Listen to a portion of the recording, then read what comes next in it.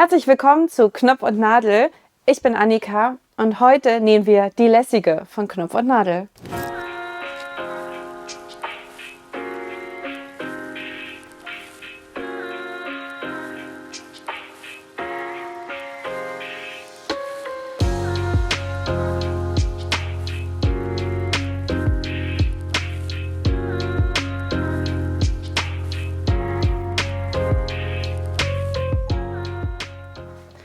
Heute nähen wir genau diese Hose hier, und zwar die lässige von Knopf und Nadel.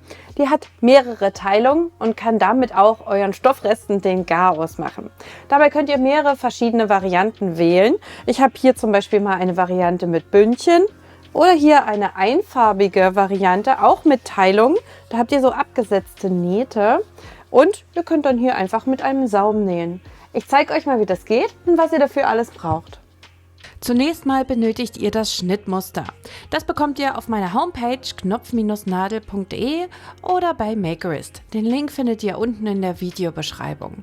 Das Schnittmuster beinhaltet eine Version mit Taschen und ohne Taschen und mit Fake-Taschen. Dann könnt ihr auch noch mit einem Saum nähen oder mit einem Bündchen. Also diese Hose ist da sehr flexibel. Ich brauche jetzt genau diese ganzen Schnittteile für den Schnitt, den ich euch zeigen möchte. Dann ist dieses Schnittmuster für Sommerthread bzw. French Terry ausgelegt.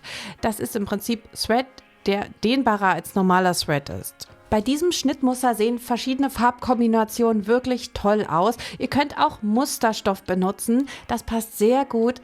Stretch Jeans, aber auch Babycord oder so ein Ruffle-Jersey funktionieren bei dieser Hose auch. Für das Bauchbündchen wird ein Gummiband benötigt. Das ist perfekt, wenn es 4 cm Breite hat. Wenn es ein bisschen schmaler ist, könnt ihr es trotzdem benutzen. Schaut einfach mal, was ihr noch da habt. Also perfekt sind 4 cm. Wie lang das Gummiband sein soll, entnehmt ihr bitte dem Schnittmuster passend zu eurer Größe. Dabei könnt ihr natürlich Labels hinzufügen, wie ihr möchtet. Die sehen immer an diesen abgesteppten Nähten toll aus. Dazu könnt ihr natürlich auch eine Kordel einziehen. Auch das ist im Schnittmuster berücksichtigt. Hier näht ihr einfach Knopflöcher im oberen Saum. Solltet ihr wie ich Fake-Taschen oder Taschen annähen wollen, müsst ihr beim Schnittmuster einfach diese Taschenlasche noch abschneiden, damit ihr dann den Teil berücksichtigen könnt. Ich habe jetzt einmal mein Gummiband abgemessen und schneide es dem Schnittmuster entsprechend zu. Vor dem Zuschnitt solltet ihr unbedingt eine Farbkombination entwickeln bzw. eure Schnittmusterteile so sortieren, wie sie zu den Stoffen passen, wenn ihr verschiedene Stoffe nutzen wollt. Ich schneide jetzt so zu, dass Vorder- und Rückseite natürlich eine Farbe haben, die Beine dann aber wieder in einer anderen Farbe sind. Am besten sieht es natürlich aus, wenn sich die beiden Farben extrem unterscheiden und es dadurch einen großen Unterschied gibt bei den abgesteppten Nähten. Ich finde aber auch die einfarbige Variante schön. Ich sortiere das immer so, dass das Schnittmuster dann bei den Schnittteilen bleibt, und in dem Fall markiere ich mir auch nochmal die vorderen Hosenbeine, denn die sehen fast aus wie die hinteren Hosenbeine, und damit man das nicht vertauscht, kann man es markieren. Ihr könnt dafür aber auch einfach eine Stoffklammer anbringen und euch das merken.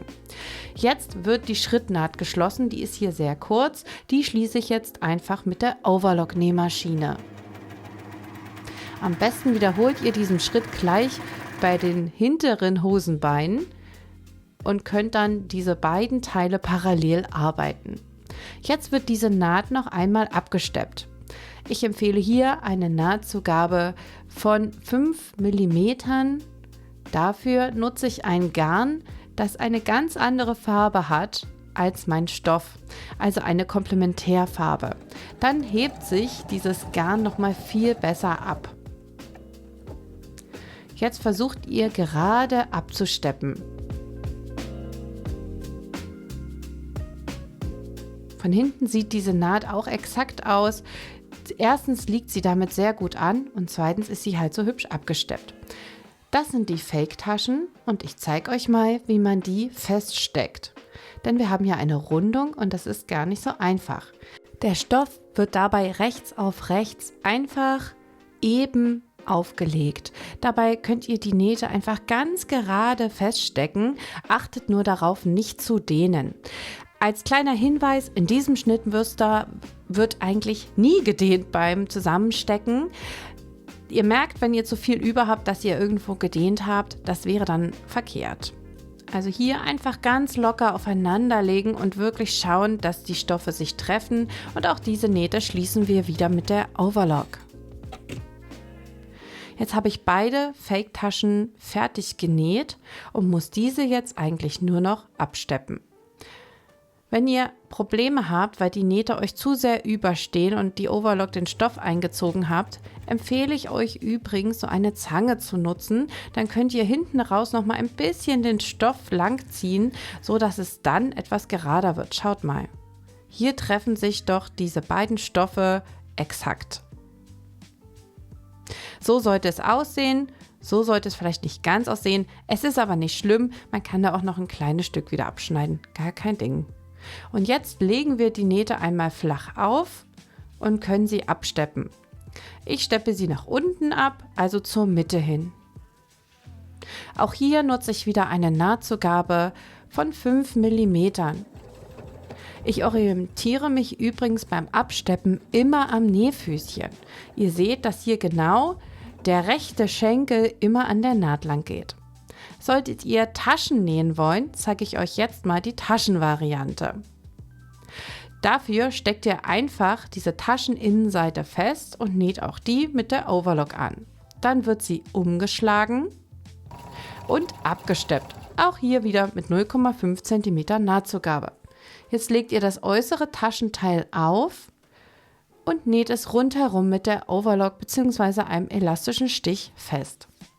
Dabei achtet darauf, dass alles glatt aufliegt und schön ordentlich festgesteckt ist. Hier habt ihr eine Rundung zu nähen, also die Taschen anzunähen ist ein bisschen schwieriger. Auch am Ende müsst ihr den Stoff rausziehen, damit ihr nicht zu viel von der Hose zusammennäht.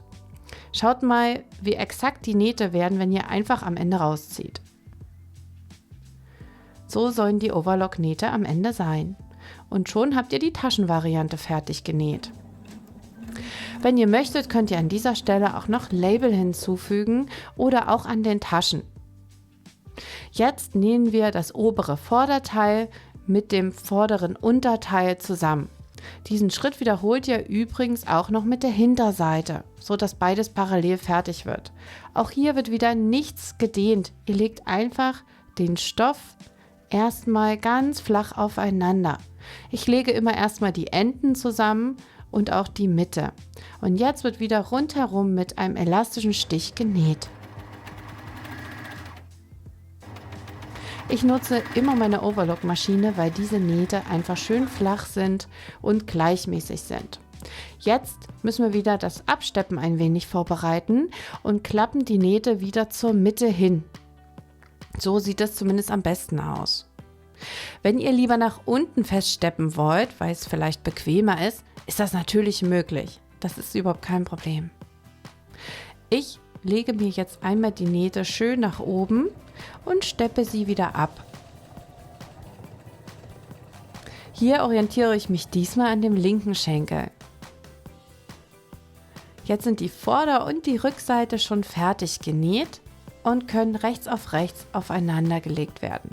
Denkt dran, alle Nähte abzusteppen. An der Stelle könnt ihr noch eingreifen und Verbesserungen vornehmen. Jetzt lege ich die beiden Schrittnähte gegengleich aneinander. Dadurch tragen sie nicht so sehr auf und können jetzt festgesteckt werden.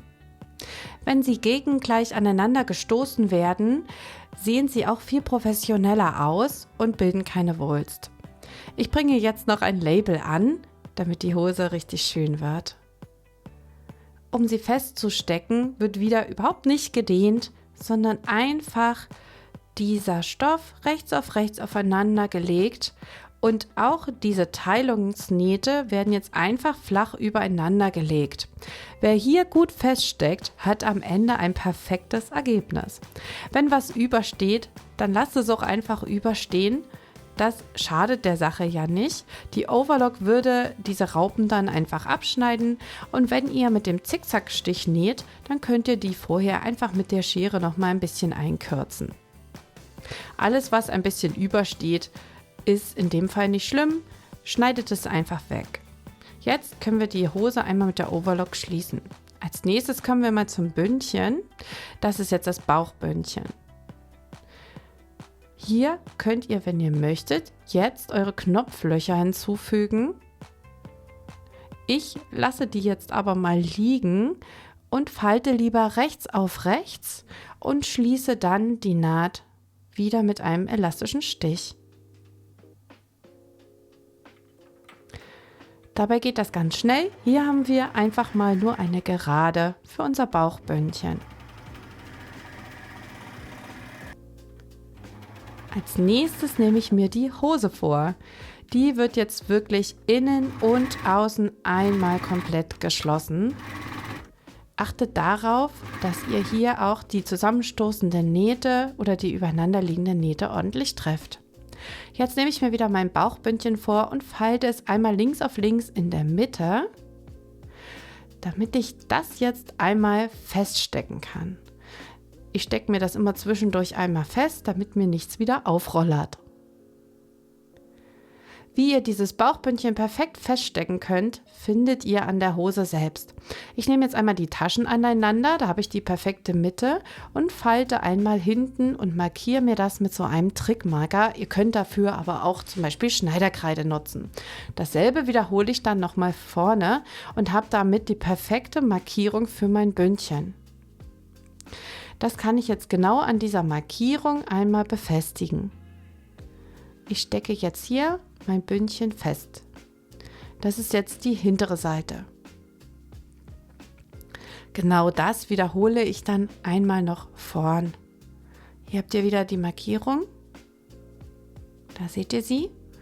Und dann stecke ich auch hier wieder die Hälfte vom Bündchen fest. Auch beim Bündchen ist es so, wenn man das lang zieht, dass man da so eine schöne Ecke sieht und dann genau weiß, wo man feststecken muss. Und jetzt haben wir wieder einfach nur glatt ziehen und feststecken. Hier muss nichts gedehnt werden, deswegen muss ich mir jetzt an den Seiten eigentlich gar keine Markierung machen. Ihr legt es einfach gerade, es dürfte jetzt überhaupt nichts gedehnt sein und steckt jetzt erstmal die Seiten fest. Damit habt ihr das Bündchen eigentlich schon gut festgesteckt und könnt jetzt noch einzelne Nadeln oder Klammern setzen. Wichtig ist, dass hier nichts vergessen wird. Also immer, wenn man Bündchen annäht, sollte man darauf achten, dass auch alle Stofflagen getroffen werden.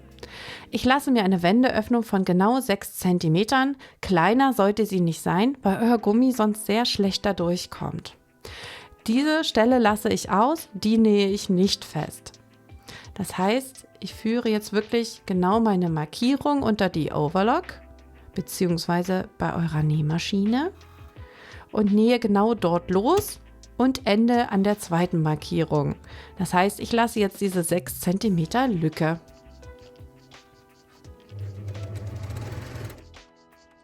Wenn ihr das erledigt habt, ist es jetzt Zeit, den Gummi einzuziehen. Dafür nehme ich mir den Gummi und eine große Sicherheitsnadel. Die Sicherheitsnadel stecke ich mir dann durch den Gummi und schließe sie wieder. Jetzt habe ich eine Führung und kann den Gummi einmal komplett durch die Hose ziehen. Achtet dabei darauf, dass der Gummi die ganze Zeit gerade bleibt, sonst habt ihr am Ende ein Kauderwelsch und müsst erstmal alles wieder begradigen, bevor ihr den Gummi festnähen könnt. Das ist nicht so einfach, den durchzuziehen. Nehmt euch dafür Zeit und Geduld. Wenn der Gummi jetzt einmal durch ist, kontrolliere ich nochmal, ob der nirgendwo verdreht ist in der Hose und kann jetzt diese Naht schließen. Das mache ich mit der Nähmaschine mit einem Geradstich. Hierbei könnt ihr aber natürlich auch einen Zickzackstich nutzen oder eure Overlock. Wichtig ist nur, dass ihr dann das Messer wegklappt. Hier reicht aber eigentlich auch ein Geradstich. Jetzt habe ich einmal die Naht geschlossen von meinem Gummi, aber sie würde mich ja jetzt so stören, deswegen lege ich sie mir noch einmal hin und steppe sie ab, bevor ich sie dann in der Hose verschwinden lasse. Auch hier nehme ich wieder einen Geradstich. Die Nahtzugabe vom Gummi ist auch 1 cm bzw. 0,7 cm. Könnt ihr da auch benutzen. Das tut der ganzen Sache nichts ab. Das ist ja das Gute an dem Gummi. Ich lasse jetzt den Gummi in meinem Bündchen verschwinden und ziehe einmal glatt. Am besten wäre es, wenn diese Naht jetzt auch unter der anderen Naht ist. Und dann schließt ihr die Wendeöffnung. Da habe ich hier jetzt einfach einen doppelten Zickzackstich genutzt. Ihr könnt das aber auch wieder mit der Overlock schließen. Damit sich der Gummi in der Waschmaschine oder danach beim Schleudern nicht verdrehen kann, fixiere ich hier nochmal die Naht mit einer Schattennaht. Also ich nähe in dieser gestoßenen Naht vom Bündchen einmal den Gummi fest mit einem Geradstich, damit der sich nicht verdrehen kann. Ihr könnt das aber auch nochmal an den Seiten von der Hose machen, wenn er sich bei euch verdreht, weil ihr eben einen kleineren oder einen schmaleren als ein 4 cm Gummi genutzt habt. Bei mir ist die Gefahr jetzt gebannt. Und die Hose ist jetzt erstmal obenrum fertig. Jetzt kommen wir noch zum Saum. Jetzt wird einfach noch gesäumt. Dafür nehme ich mir ein Lineal und messe mir die 2 cm Saumzugabe, die im Schnittmuster schon inklusive sind, einmal ab. Stimmen die 2 cm, kann ich jetzt feststecken. An der Stelle könnt ihr natürlich auch Bündchen annähen, dann habt ihr die Bündchenvariante zugeschnitten. Die gesäumte Variante wird jetzt wirklich einfach nur genäht. Ich nutze hier heute einmal den Hexenstich. Perfekt ist natürlich immer der Zickzackstich. Ihr könnt aber auch andere Stiche benutzen, wenn eure Nähmaschine die kann. Übrigens sieht auch hier eine Naht mit der Zwillingsnadel wunderschön aus. Wenn ihr jetzt alle Schritte ordentlich befolgt habt, dann habt ihr hier diese wirklich coole Teilung, die perfekt aufeinander trifft an den Seitennähten. Diese Hose sieht getragen wirklich klasse aus. Dabei finde ich sie auch besonders und gerade bei kleineren Kindern sind ja Taschen noch gar nicht notwendig, aber Fake-Taschen sehen einfach nur cool aus. Ob nun mit der Saumvariante oder mit der Bündchenvariante, diese Hose ist immer ein Hingucker, versprochen. Und eure Stoffreste werden leerer. Ob nun mit Fake-Taschen, mit richtigen Taschen oder komplett ohne, ob mit einem Saum oder mit einem Bündchen, ob ihr verschiedene Stoffarten benutzt oder eben verschiedene Farben, das ist ganz eurer Fantasie überlassen. Und genau das mag ich so sehr an diesem Schnittmuster, dass ihr hier so wirklich toll variieren könnt und so viele verschiedene Versionen erstellen könnt. Übrigens würde ich mich sehr freuen, wenn ihr Versionen ins Internet stellt, mich dann verlinkt. Dann kann ich nämlich auch sehen, was ihr draus gemacht habt. Ich hoffe, ihr zeigt mir eure Werte, lasst mir ein Abo da und wir sehen uns beim nächsten Mal wieder. Macht's gut!